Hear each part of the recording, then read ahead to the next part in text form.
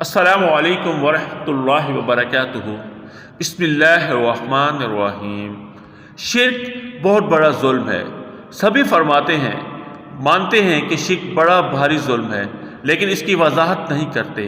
اچھی طرح ذہن نشین کر لیں کہ یا محمد مدد، یا رسول مدد، یا علی مدد، یا غوث مدد، یا پیر مدد پکارنا شرک ہے۔ اللہ تعالیٰ کے مد مقابل عبد القادر جیلانی رحمۃ اللہ علیہ کو دستگیر، علی اجویری رحمۃ اللہ علیہ کو داتا، علی رضی اللہ تعالی عنہ کو مشکل کشا، امام بری کو قسمتیں کھڑی کرنے والا، معین الدین چشتی کو بیڑے پار لگانے والا، نظام الدین اولیاء کو غریب نواز کہنے والے، شہباز قلندر کو لجپال، یا ان کے علاوہ انبیاء اکرام، شہداء اور صالحین سمیت اللہ کے بندوں، خواہ زندہ ہو یا مردہ، ان میں سے کسی ایک کو بھی اللہ کے مد مقابل کھڑے کرنا یا اللہ کی ذات، صفات اور اختیارات کا ان میں شائبہ تک کرنا شرک ہی کہلاتا ہے۔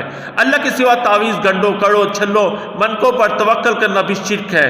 غیر اللہ کی نظر و نیاز بھی کرنا شرک ہے۔ نظر بد سے بچنے کے لیے بچے کی پیشانی پہ کالی سیاہی لگانا، بچے کے سرہانے چھری یا لوہے کی کوئی چیز رکھنا، مکان پر کالی ہانڈی رکھنا، گاڑی کے نیچے جوتی لٹکانا، امام ضامن کالا کپڑا باندھنا، یا ان کے علاوہ دیگر سارے ٹوٹکے بھی شرکیہ ہی کہلاتے ہیں۔